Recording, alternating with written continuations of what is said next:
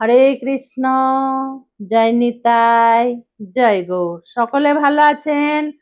অজ্ঞান তিমিরান্ধেস্য ব্রতে নানেন কেশব প্রসীদ সুমুখনাথ জ্ঞান দৃষ্টি প্রদো ভব। যারা শুরু থেকে দেখছেন তাদের তো মুখস্থ হয়ে গেছে, আর যে মায়েরা নতুন তাদের জন্য এটা হচ্ছে একাদশীর পরের দিন পারণ মন্ত্র। হাতে প্রসাদ নিয়ে এই পারণ মন্ত্র উচ্চারণ করে ভগবানকে প্রণাম করে তারপরে প্রসাদ মুখে দিয়ে জল খাবেন। প্রসাদের সঙ্গে কি থাকবে? আমলা মানে আমলকি এক টুকরো, তুলসী পাতা এবং জগন্নাথ দেবের মহাপ্রসাদ।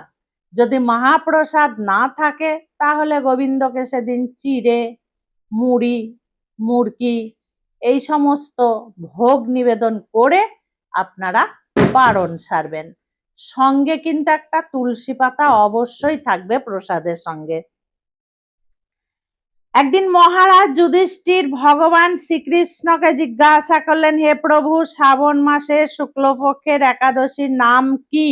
কৃপা করে আমাকে তা বলুন। শ্রীকৃষ্ণ বললেন, হে মহারাজ, এখন আমি এই সেই পবিত্র ব্রত মাহাত্ম্য বর্ণনা করছি, মনোযোগ দিয়ে তা শ্রবণ করুন। যা শোনা মাত্রই বাজপেয় যজ্ঞের ফল লাভ হয়।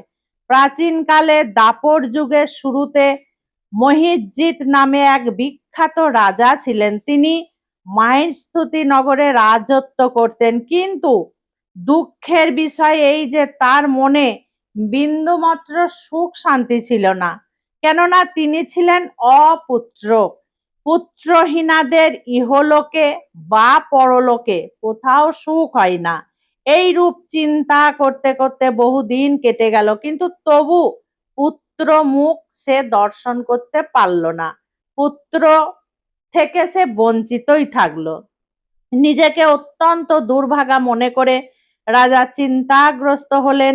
প্রজাদের সামনে গিয়ে বলতে লাগলেন, হে প্রজাবৃন্দ, তোমরা শোনো, আমি এই জন্মে তো কোনো পাপ কাজ করিনি, অন্যায়ভাবে আমার রাজকোষ বৃদ্ধি করিনি, ব্রাহ্মণ ও দেবতাদের সম্পদ কখনো আমি গ্রহণ করিনি, উপরোক্ত প্রজাদেরকে পুত্রের মতো পালন করেছি, ধর্ম অনুযায়ী পৃথিবী শাসন করেছি, সজ্জন ব্যক্তিদের যথাযোগ্য সম্মান করতেও কখনো আমি অবহেলা করিনি।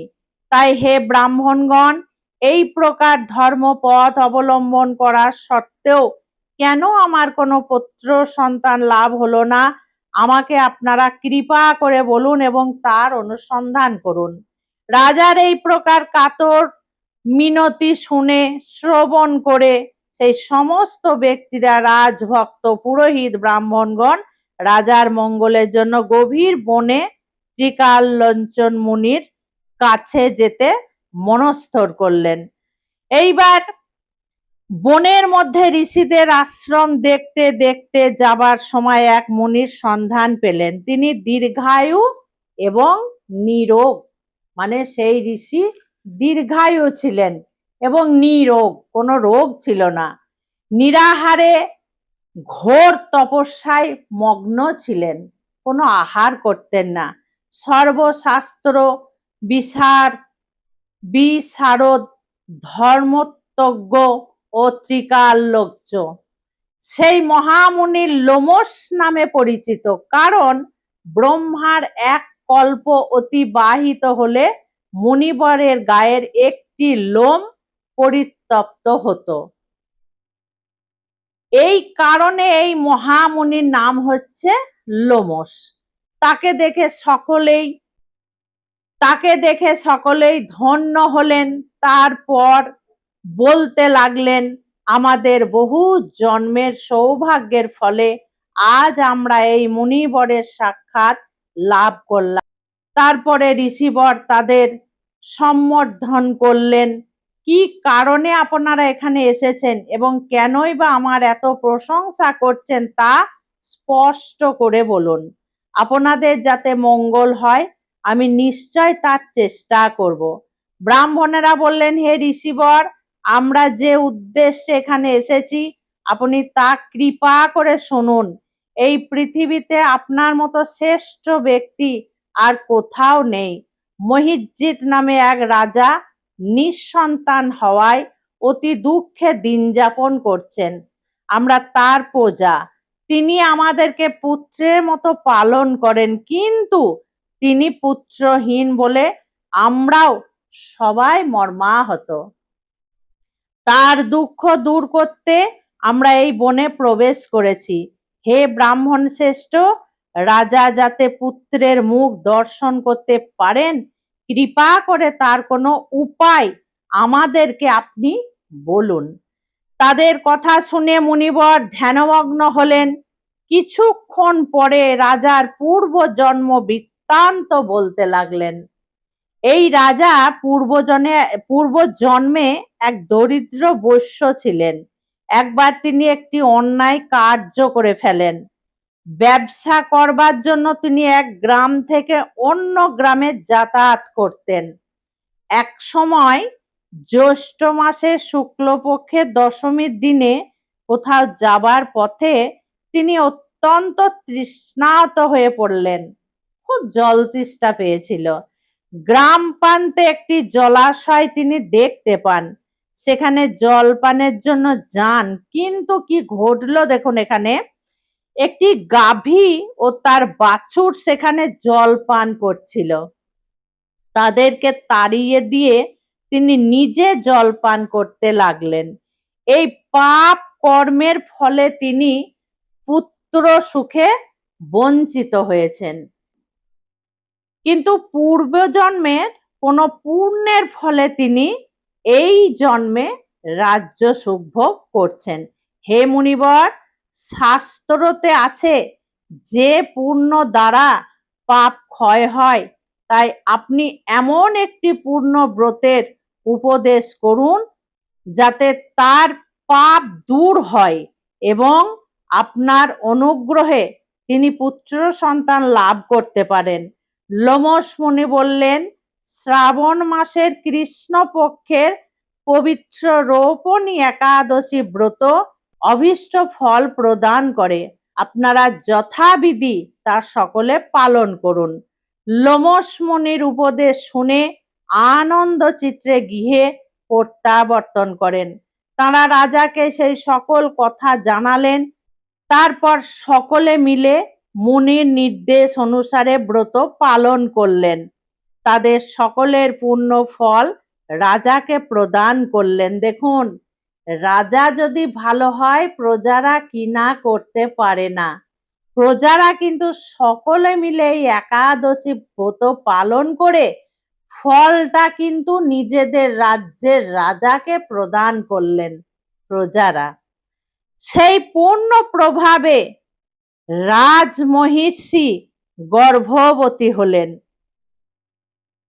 উপযুক্ত সময়ে বলিষ্ঠ সর্বাঙ্গ সুন্দর এক পুত্র সন্তানের জন্ম দিলেন। ভবিষ্যৎ পুরাণে এই মাহাত্ম্য বর্ণিত হয়েছে। এই ব্রত মাহাত্ম্য যিনি পাঠ বা শ্রবণ করবেন, তিনি সমস্ত পাপ থেকে মুক্ত হবেন এবং পুত্র সুখ ভোগ করে অবশেষে দিব্য ধাম প্রস্থান করবেন। শোনেন, এই একাদশীটা পালন করলে, এখানে কি বলা হয়েছে, এই একাদশীটা পালন করলে পুত্র সন্তান লাভ করবে এবং যাদের পুত্র হয়েও সেই পুত্র খুব রোগাগ্রস্ত, সেই পুত্র ঠিক মতো তার ভবিষ্যৎ গড়তে পারছে না, পিতা মাতা এই পুত্র সন্তানকে নিয়ে খুব দুশ্চিন্তায় আছে, তারা কিন্তু এই ব্রত অবশ্যই পালন করবেন। এই একাদশী, পবিত্র রৌপণী একাদশী অবশ্যই পালন করবেন। আর এই একাদশীকে বলা হয়েছে পুত্রদা একাদশী। এই একাদশীকেও কিন্তু পুত্রদা একাদশীও বলা হয়েছে। পবিত্র রৌপণী একাদশীকে পুত্রদা একাদশীও বলা হয়েছে।